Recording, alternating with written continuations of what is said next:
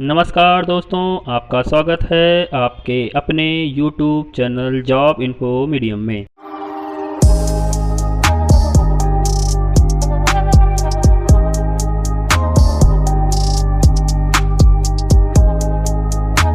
करने वाले हैं साइंस के कुछ प्रमुख इम्पोर्टेंट क्वेश्चन का जो हर एक कॉम्पिटिटिव एग्ज़ाम में कंपलसरी आते ही आते हैं और इससे जुड़े हुए फैक्ट को भी हम देखेंगे जो किसी भी कॉम्पिटिटिव एग्ज़ाम के लिए बहुत ज़्यादा ज़रूरी है। तो पहले प्रश्न की तरफ चलते हैं। आपका पहला प्रश्न है, संकर तिलहनों की बुआई की वजह से खाद्य तेल के उत्पादन में अचानक हुई वृद्धि को क्रांति कहा गया। ऑप्शन नंबर 1 है आपका स्वर्ण क्रांति, ऑप्शन नंबर 2 है काली क्रांति, ऑप्शन नंबर सी है पीली क्रांति, ऑप्शन नंबर डी है भूरी क्रांति। इसका राइट आंसर है आपका ऑप्शन नंबर सी पीली क्रांति, यानी तिलहनों द्वारा जो आपका खाद्यान्न तेल के उत्पादन में वृद्धि हुई है उसको हम लोग पीली क्रांति के नाम से जानते हैं। चलिए इससे जुड़े हुए अब फैक्ट को देखते हैं। तो इसका फैक्ट है आपका कि हरित क्रांति आपका संबंध है खाद्यान्न उत्पादन से, श्वेत क्रांति संबंध है आपका दूध उत्पादन से, भूरी क्रांति है उर्वरक उत्पादन से, पीली क्रांति तिलहन उत्पादन से और गुलाबी क्रांति है झींगा मछली के उत्पादन से होता है, और रजत क्रांति आपका कपास के उत्पादन से संबंधित है, स्वर्ण क्रांति आपका जूट से संबंधित है आपका। अच्छा, एक और है आपका, एक पूछा जाता है समग्र क्रांति होता है वह आपका समग्र उत्पादन से संबंधित है। नेक्स्ट प्रश्न की तरफ चलते हैं। तो अगला प्रश्न है आपका, कौन सा भारतीय उपग्रह समुद्र विज्ञान, तटीय व वायुमंडलीय अनुप्रयोगों के लिए डाटा एकत्र करता है? ऑप्शन है आपका इनसैट 3B, ऑप्शन नंबर 2 है आपका IRSP4, ऑप्शन नंबर 3 है इनसैट 4D है आपका, ऑप्शन नंबर डी है आपका GSAT 4। तो इसका राइट आंसर है आपका option number C INSAT 4D। इसके फैक्ट देखते हैं। आपको यहाँ कुछ उपग्रह लिखे गए हैं व उसके अनुप्रयोग बताए गए हैं। जैसे आपका इनसैट 3DR, इसका उपयोग कहाँ किया जाता है आपका? इसका उपयोग किया जाता है जल, वायु, पर्यावरण और आपदा प्रबंधन से जुड़ा हुआ है आपका। उसी प्रकार का आपका इनसैट 3D का संबंध किससे? आपका जलवायु से है, पर्यावरण से है और आपदा प्रबंधन से है आपका। ठीक है। उसी प्रकार SARAL जो ये आपका उपग्रह है इसका प्रयोग किया जाता है जलवायु, पर्यावरण व भूमि अवलोकन से इसका संबंधित है आपका। उसी प्रकार से मेगाट्रोपिक्यूस, इसका संबंध किससे है? आपका जलवायु से है, पर्यावरण से है और भूमि अवलोकन से इसको संबंधित किया गया है। यहीं अगला है आपका क्या है आपका जी? SROSS2, इसका प्रयोग किस लिए किया जाता है? आपका भूमि अवलोकन का प्रायोगिक उपयोग किया जाता है, यानी आपके इन उपग्रहों के द्वारा ये कार्य किए जाते हैं। अगला प्रश्न है आपका कि हाइड्रोपोनिक्स किस प्रकार की कृषि से संवर्धित करता है? ठीक है। ऑप्शन है आपके जिसमें फसलों की खेती और पशुपालन एक साथ किया जाता है, ऑप्शन नंबर 2 है जिसमें पौधों को खनिज पोषकों के विलयन में बिना मिट्टी का उपयोग किए उगाया जाता है, ऑप्शन नंबर 3 है आपका जिसमें फसलों को बड़े भूभाग पर उगाया जाता है, ऑप्शन नंबर 4 है आपका जिसमें मशीनों का उपयोग किया जाता है। तो इसका राइट आंसर है आपका ऑप्शन नंबर 2, यानी कि आपको पौधों को खनिज पोषक विलयन के रूप में दिया जाता है, लेकिन उसमें क्या किया जाता है? मिट्टी का प्रयोग नहीं किया जाता है। ऐसी खेती को कहा जाता है हाइड्रोपोनिक्स के नाम से जाना जाता है।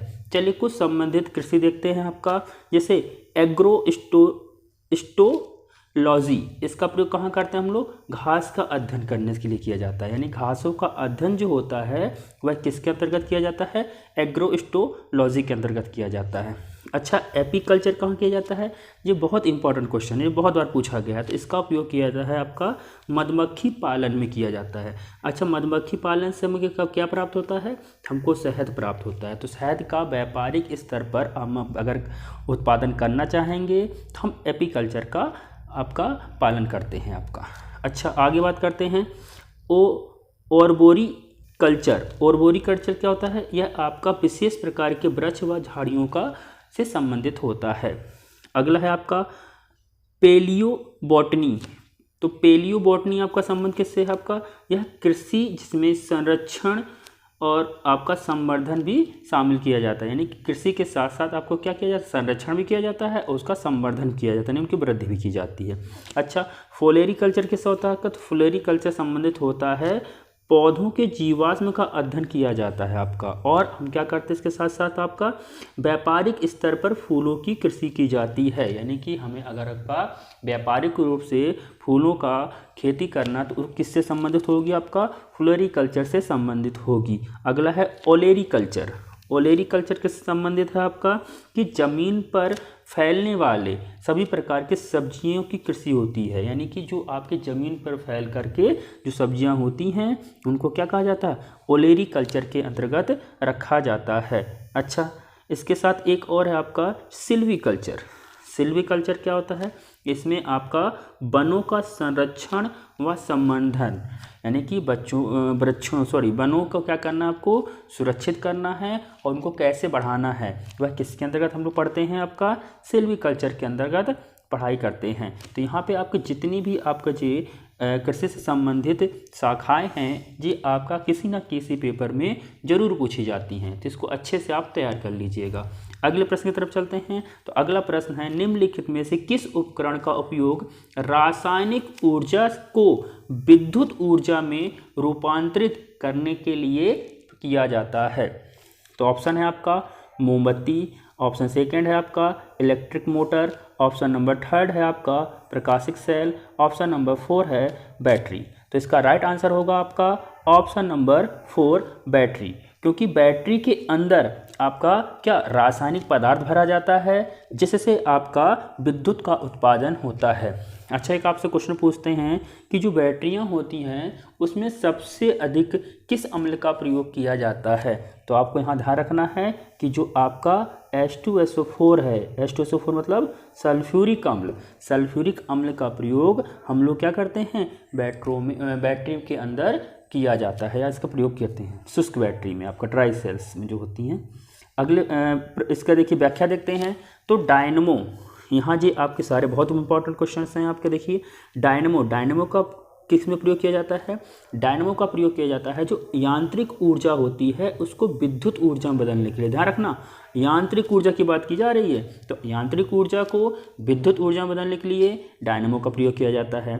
अच्छा, सोलर सेल क्या होता है? सोलर सेल से हम लोग क्या करते हैं? सौर ऊर्जा यानी सूर्य से निकलने वाली ऊर्जा को हम लोग विद्युत ऊर्जा में कन्वर्ट करते हैं। तो किसका प्रयोग करोगे आप लोग? सोलर सेल का प्रयोग किया जाता है आपका।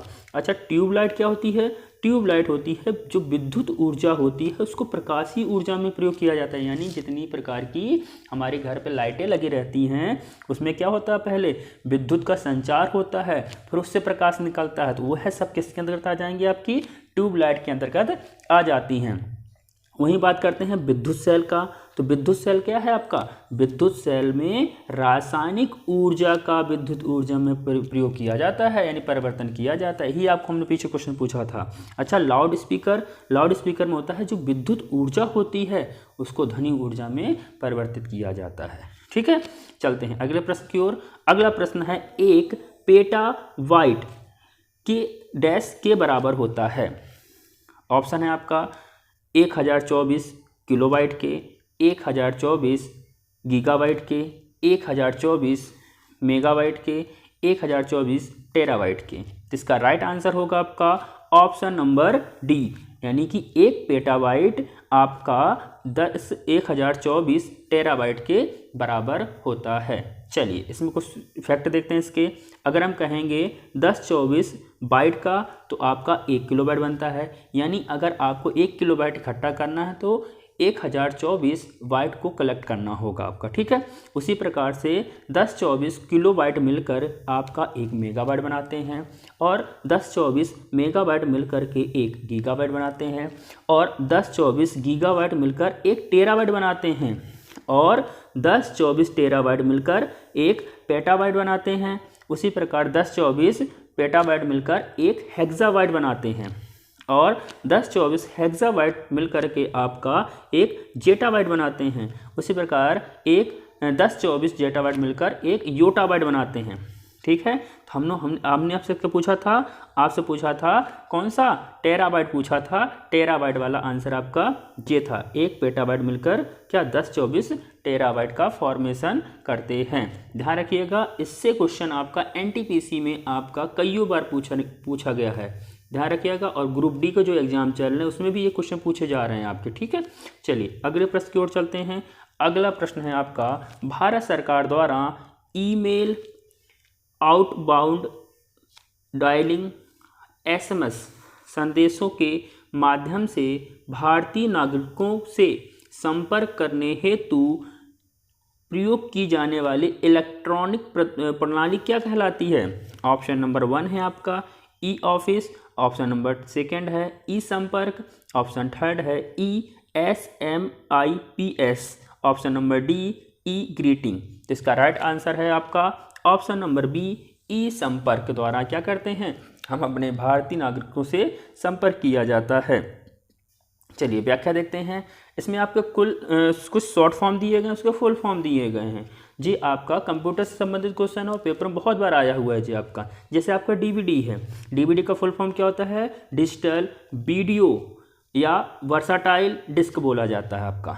DOS डॉस का फुल फॉर्म क्या होता है, डिस्क ऑपरेटिंग सिस्टम। ये आपका बहुत ज़्यादा पूछे जाने वाला क्वेश्चन है आपका।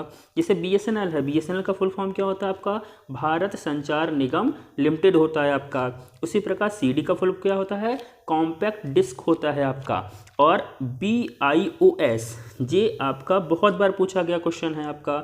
जैसे बेसिक इनपुट आउटपुट सिस्टम बोला जाता है आपका, यानी कि BIOS का फुल फॉर्म क्या होता है आपका, बेसिक इनपुट आउटपुट सिस्टम होता है। अगले प्रश्न की तरफ चलते हैं। तो अगला प्रश्न है आपका, रक्त समूहों की खोज किसने की थी। ऑप्शन है आपका आइजैक न्यूटन, दूसरा है आपका कार्ल लैंड-स्टीनर, ऑप्शन नंबर 3 है आपका अलेक्जेंडर फ्लेमिंग, ऑप्शन 4 है दिमित्री मेंडलीफ। तो इसका राइट आंसर होगा आपका option number 2 Karl Landsteiner. Karl Landsteiner ने क्या किया था आपका, रक्त समूह की खोज की थी। लेकिन अगर हम पूछें कि रक्त की खोज किसने की थी आपका, तो इसने किसने किया था, ये आप कमेंट बॉक्स में इसका आंसर दीजिए। अगले प्रश्न की तरफ चलते हैं। चलिए इसकी व्याख्या देख लेते हैं पहले। तो व्याख्या में आपका है स्टेथोस्कोप, यानी कि इसकी खोज किसने की थी, लैंडेक ने की थी। टीबी चिकित्सा यानी ट्यूबरकुलोसिस जो होता है उसकी खोज, यानी दमा जिसे बोला जाता है, उसकी खोज किसने की थी, यानी उस चिकित्सा के बारे में किसने बताया था आपका, तो रॉबर्ट कोच ने आपका टीबी की खोज की थी आपकी, ठीक है। अगला है आपका स्ट्रेप्टोमाइसिन नामक जो वैक्सीन है, सबसे पहले किसने बनाई थी आपकी, तो वैक्समैन ने बनाई थी। हृदय का क्या है आपका, प्रत्यारोपण यानी हृदय को ट्रांसपेरेंट सबसे पहले किसने किया था आपका, विश्व में बात करते, विश्व में सबसे पहले किया था डॉक्टर बर्नार्ड ने किया था। जबकि भारत में किसने किया था, डॉक्टर वेणु गोपाल जी ने किया था आपका। जो सल्फर ड्रग होता है इसको किसने बनाया था आपका, जी डोमाग ने बनाया था। और DDT को बारे में सबसे पहले किसने बताया था, डॉक्टर पॉल मूलर ने बताया था। अच्छा अगला प्रश्न है आपका कि आपका टिटकम एक्सिवम इसमें से किसका वैज्ञानिक नाम है। ये क्वेश्चन आपको बहुत आते हैं जी, आपका NTPC के एग्ज़ाम में बहुत बार आया हुआ है और प्रेजेंट टाइम में चल रहे ग्रुप डी के एग्ज़ाम में भी आपका ऐसे क्वेश्चन बनेंगे आपका। तो ऑप्शन देखिए इसका, आम, बंदर, गेहूं या आपका मानव। तो इसका राइट आंसर होगा आपका गेहूं। गेहूं का आपका क्या है, यह वैज्ञानिक नाम है। चलिए इसकी व्याख्या देते हैं। तो आपका बताना है आपको चना, चने का आपका वैज्ञानिक नाम क्या है, साइरस एरिटियम है आपका। दूसरा मक्का का जियामेज बोला जाता है। अदरक का क्या है आपका, कैजिनस कजान है आपका। आम का है मैगीफेरा इंडिका, आम का पूछा जा सकता है आपका पेपर में, तो मैगीफेरा इंडिका है। केले का आपका वैज्ञानिक नाम क्या होता है? मूसा पैराडीसियाका। प्याज का होता है एलियस सेपा, और लहसुन का क्या होता है? Allius sativum. लहसुन का क्या होता है? Allium sativum. तो इस प्रकार के प्रश्न प्राप्त करने के लिए आप हमारे चैनल को क्या करें? सब्सक्राइब कर लें और बेल आइकन दबा लें, ताकि इसी प्रकार के आगे जो वीडियो आएंगी आपको नोटिफिकेशन मिल जाएगा। और अगर वीडियो आपको पसंद आई हो तो आप इसको शेयर और आपका लाइक बटन जरूर दबाइएगा। धन्यवाद।